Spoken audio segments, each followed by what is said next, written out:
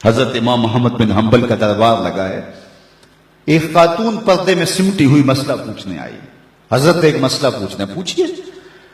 کہا کہ میں سوت کاٹتی ہوں، دن کو بھی کاٹتی ہوں اور رات کو بھی. جب چاندنی راتیں ہوتی ہیں تو میں رات کو سوت کاٹتی ہوں، لیکن دن کا سوت اور رات کا سوت الگ الگ ہوتا ہے.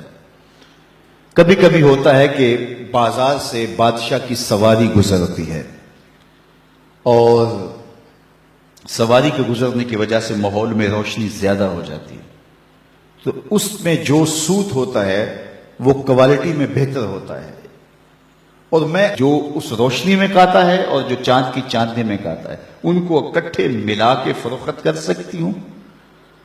اللہ اکبر. امام احمد بن حنبل نے خاتون سے کہا کہ اپنا تعارف کروا سکتی ہو، تم کون ہو؟ اس خاتون نے کہا سائل کی ذات نہیں پوچھی جاتی، آپ مفتی ہیں، فتویٰ دیجئے. فرمایا نہیں، بعض مسائل ایسے ہوتے ہیں کہ سائل کی حیثیت سے مسئلے کی نوعیت بدلتی ہے، آپ کو بتانا پڑے گا کہ آپ کون ہیں. اس نے کہا میں بشر حافی کی ہمشیرہ ہوں.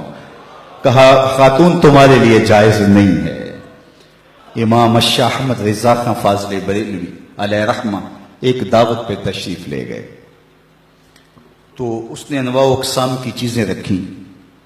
تو شوربہ بھی رکھا تو آپ نے تھوڑا سا شوربہ چکھا تو اتنا لذیذ تھا کہ جی چاہا کہ شوربہ پیوں. تو صاحب دعوت کو بلایا، کہا کہ اگر تم اجازت دو تو میں شوربہ پی سکتا ہوں. اس نے کہا حضرت یہ سب کچھ رکھا ہی آپ کے لیے. کہا نہیں، شوربے کا عرف معقول ہے، مشروب نہیں. شوربہ کھایا جاتا ہے، پیا نہیں جاتا، اس کا عرف معقول ہے، مشروب نہیں. تم نے شوربہ تیار کیا ہے کھانے کے لیے، سالن کے طور پہ، اور اگر میں پی لوں اور میرے دیکھا دیکھی باقی بھی پینے لگے تو شوربہ تو ایک جھٹکا بھی نہیں لے گا اور تمہیں شرمندگی ہوگی.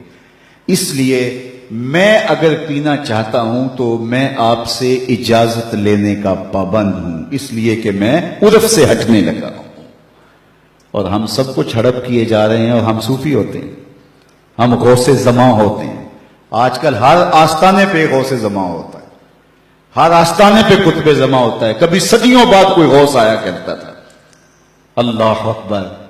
کیسا طوفان بدتمیزی مچا ہوا ہے اور کیسے القابات کی بے توقیری ہو رہی ہے. ہر لئی میں رازدار دین چھپے. اقبال نے کہا ہر کمینہ دین کا رازدان بن کے بیٹھ گیا ہوا ہے. تو یہ ہے ہمارے بزرگوں کی احتیاطیں، یہ طریقت کا مزاج ہے. علامہ اقبال نے ایک جگہ لکھا ہے کہ جب تصوف فلسفہ بننا چاہتا ہے تو فقیر کی روح اس سے بغاوت کرتی ہے، اور اگر تصوف رہے تو کون تصوف کا ماننے والا نہیں ہوگا. آج گلی گلی جو صوفیاء اور اولیاء اور تصوف کے خلاف لوگ بولتے ہیں، انہوں نے جو تصوف دیکھا ہے انہیں بولنا چاہیے. اگر حاتم الصم کا تصور پیش کیا جائے، اگر احمد بن حنبل کا تصوف پیش کیا جائے، اگر اعلی حضرت کا تصوف پیش کیا جائے تو وہ کہیں گے اس تصوف پہ تو ہماری جان بھی قربان. تو یہ تصوف کی حقیقی روح ہے، یہ تصوف کا حقیقی رنگ ہے.